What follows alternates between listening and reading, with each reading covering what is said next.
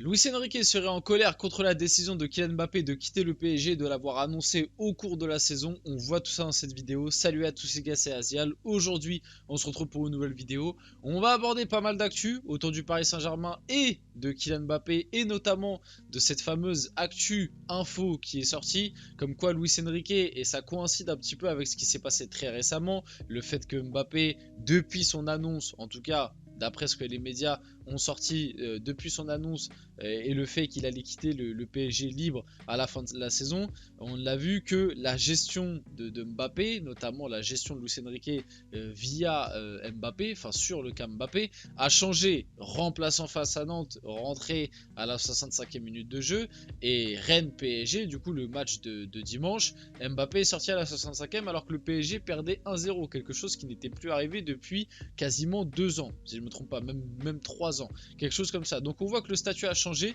Luis Enrique de son côté est un petit peu en colère. On va voir tout ça. Bien évidemment, avant que la vidéo commence, n'hésitez pas à la liker, à commenter, à partager et à vous abonner. Ça fait toujours plaisir et ça aide pour le développement de la chaîne. Et puis on peut passer directement au vif du sujet de la vidéo. Merci en ce moment pour le nombre d'abonnés, ça fait plaisir. Voilà, je vous remercie les gars, vous êtes des boss.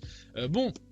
L'information est celle-là. Pour l'équipe, c'est assez clair que Luis Enrique n'a pas apprécié l'annonce de Kylian Mbappé en pleine saison. La semaine dernière, les deux hommes ont échangé en privé et on va même rajouter un petit peu de contexte. Il n'y a pas que ça. Luis Enrique, et c'est des informations qui ont été sorties par pas mal de pages parisiennes, et donc des informations qui rejoignent un peu celles de l'équipe, comme quoi Luis Enrique, de son côté, était très déçu de la décision d'Mbappé de l'annoncer au cours de la saison alors que le PSG a encore des échéances très importantes. Et sur ça, je suis complètement d'accord avec Luis Enrique et j'arrêtais pas d'en parler dans mes précédentes vidéos. Et certains d'entre vous, je voyais certains d'entre vous dans les commentaires, vous étiez pas du tout d'accord avec moi.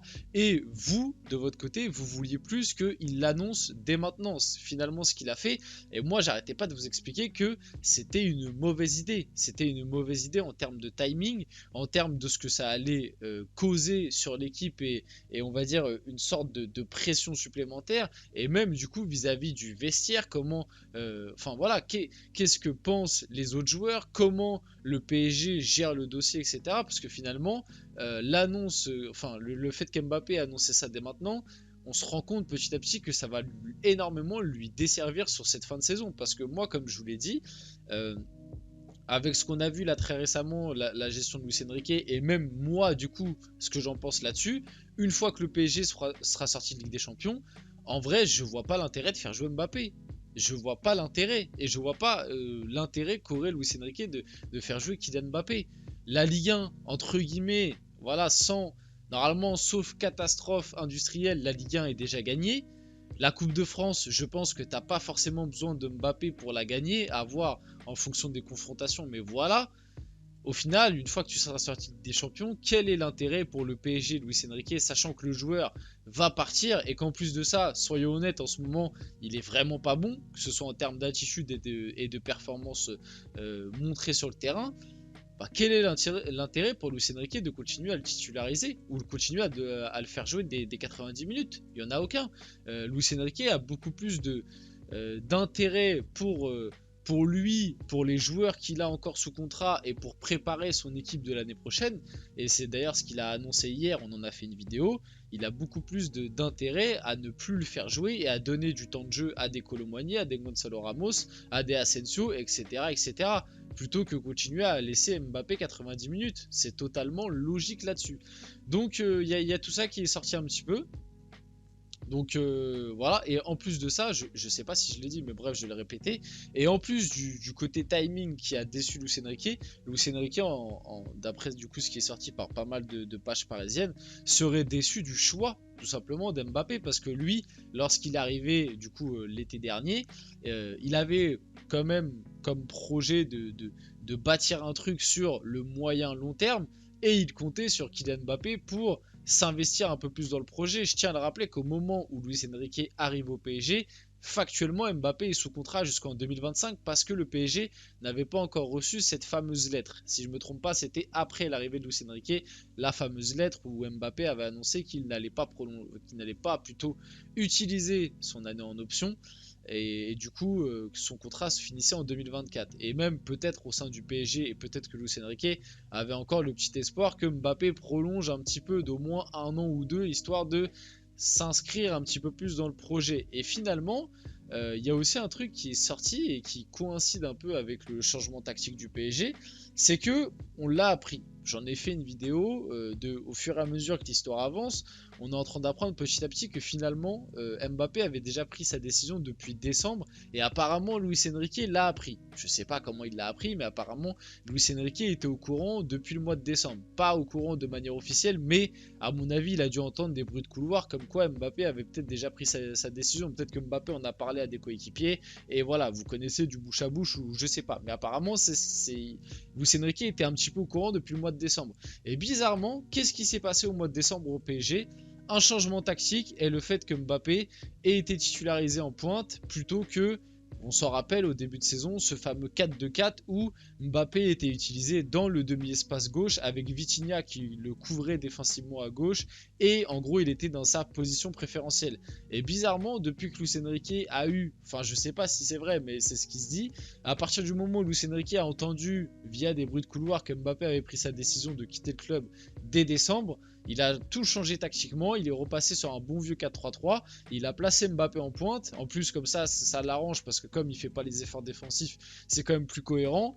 Voilà, vous prenez cette info comme vous le voulez, je sais pas du tout si elle est vraie, moi je pense que malgré tout, malgré que Mbappé soit resté, je pense qu'au bout d'un moment, Luis Enrique l'aurait tenté en pointe parce que l'aspect défensif, bah voilà, Mbappé en fait il défend pas, il presse très peu, donc le PSG comme ça est bien plus équilibré, et en plus t'as un Barcola qui a bien plus montré que un Kolo Muani ou un Gonzalo Ramos, donc c'était plus logique d'aligner Barcola et du coup de décaler Mbappé en pointe plutôt que de forcer avec Mbappé à gauche qui défend pas, du coup qui déséquilibre un peu ton équipe, et en plus jouer avec un numéro 9 qui n'est pas forcément en confiance. Donc peut-être que ça n'a aucun lien. Mais voilà, donc il y a eu une discussion entre les deux hommes en privé. On connaît un petit peu le caractère de Luis Enrique, hein, comme je vous l'ai dit dans une vidéo hier.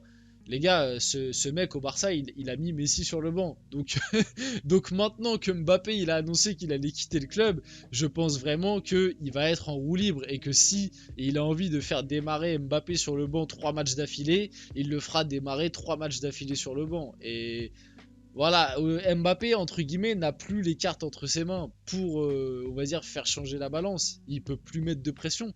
Dans tous les cas, il part à la fin de la saison. Qu'est-ce que tu veux qu'il fasse, entre guillemets? Et je pense que là, les dirigeants ne vont pas céder à ce caprice puisqu'il sera plus là dans quelques mois. Donc Luis Enrique aura les pleins pouvoirs là-dessus. Le PSG doit s'habituer à jouer sans Kylian Mbappé, et le joueur accepte cela. Bon, info sortie par RMC Sport. Les gars, moi je pense vraiment pas qu'Mbappé accepte cela.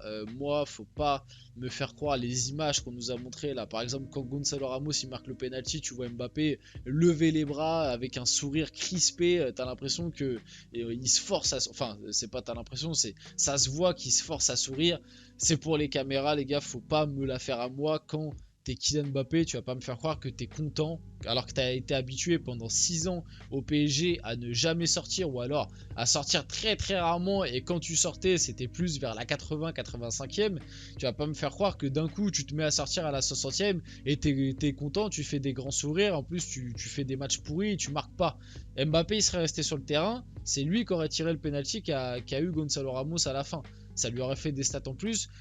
Croyez-moi bien que je pense il a la rage. Il a la rage de moins jouer en ce moment, mais comme je vous l'ai dit, il a plus la force de faire la pression pour inverser cette situation.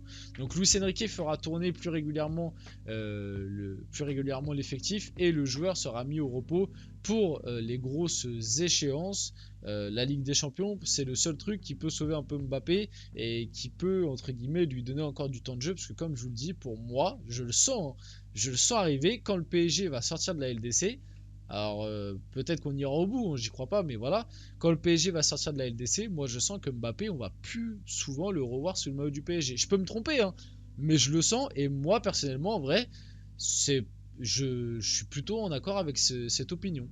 Voilà, Mbappé, t'en as pas besoin pour gagner la Ligue 1, soyons honnêtes, elle est déjà quasiment gagnée. À la limite en Coupe de France, Mais voilà, en Ligue 1, autant faire jouer Gonzalo Ramos ou Kolo Muani, soyons honnêtes.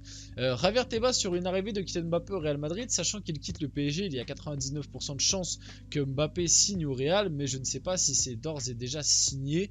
Bon, il se mouille pas, Javier Tebas, en vrai je suis plutôt d'accord avec lui. Où est-ce que je vais me répéter, hein, mais ceux qui pensent vraiment à la Zumba, ouais, mais peut-être qu'Mbappé il va aller à Arsenal ou Liverpool, les gars, vous êtes des malades mentaux, je pense. Je vois pas quel autre club que le Real Madrid pour accueillir Kylian Mbappé. Voilà, soyons honnêtes, c'est le Real Madrid ou rien du tout. On va finir la vidéo là-dessus. J'espère que la vidéo vous a plu. Si c'est le cas, n'hésitez pas à la liker, à commenter, à partager et à vous abonner, les gars. C'était Asial et on se retrouve très rapidement pour une prochaine vidéo.